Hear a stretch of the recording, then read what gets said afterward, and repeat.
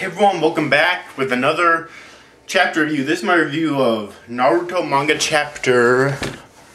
Got to get the number again, god damn it. Naruto manga chapter 626. Right, let's go.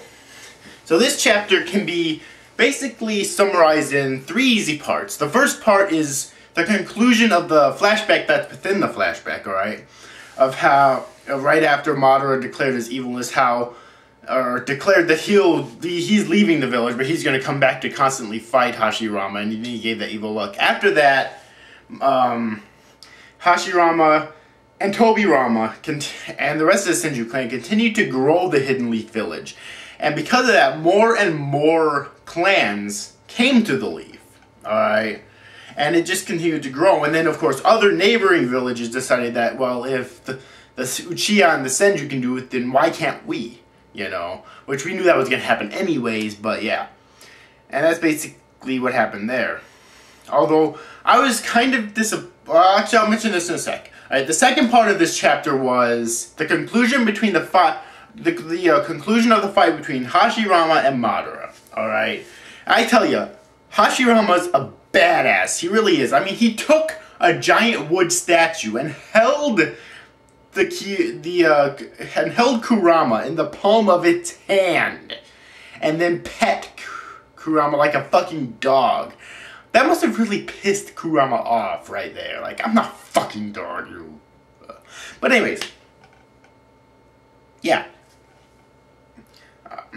Alright, and in the end, of course, Madara was defeated, supposedly killed, but we know now he did survive because he was alive to instruct Obito about Obito's duties before he died, or to give Obito orders before he died, fully, you know, before Madara himself, that is, died fully, you know.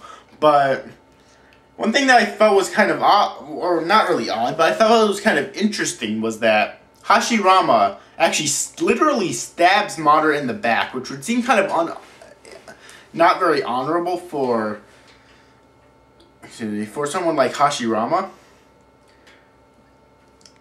Alright, but I felt it was kind of interesting because he's finally showing his resolve that the village that he and his friend worked so hard to create, their dream, is more important to him than his friend, if his friend should turn against it. And his resolve is killing anyone who decides to go against it.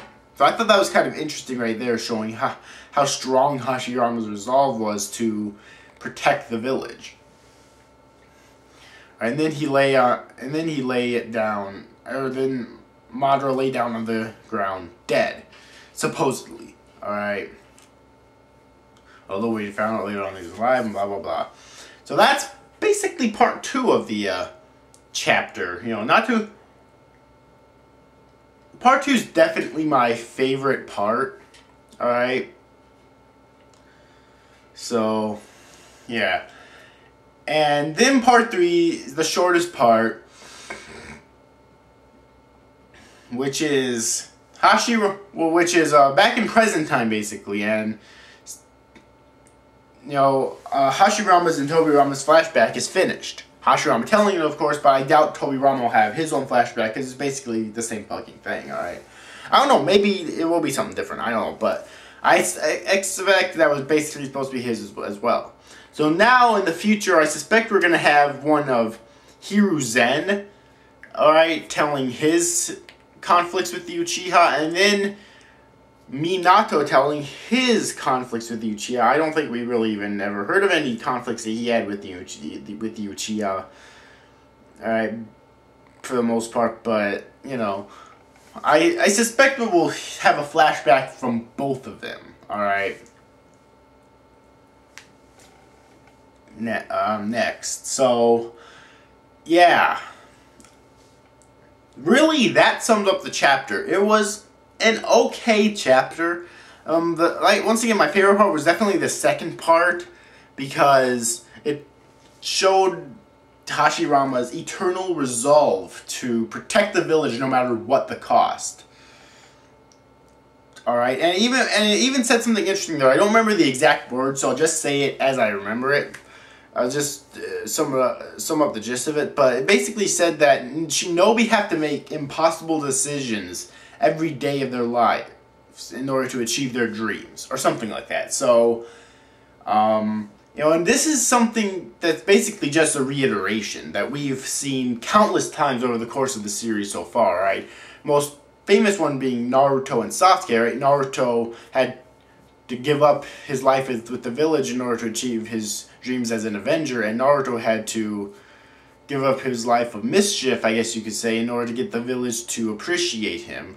And now he might have to give up his best friend in order to become Hokage. I'm not sure if that's the way it's going to turn out, but he might have to. Alright. And let's see here. You also say, you know, Jiraiya and Orochimaru, right? Jiraiya had to give up his best friend in order to protect the other ones he cared about, and Orochimaru had to give up the village and the ones he supposedly cared about in order to achieve his evil ambitions. Although at this point I don't really think he cared anymore, but that you know what I mean. All right, and it's, you know, it's the same way with Hashirama Madara. Madara had to give up the village in order to achieve his ambitions of ruling it one day. And Hashirama had to give up the life of his best friend and the guy who helped him create the village in order to protect that said village.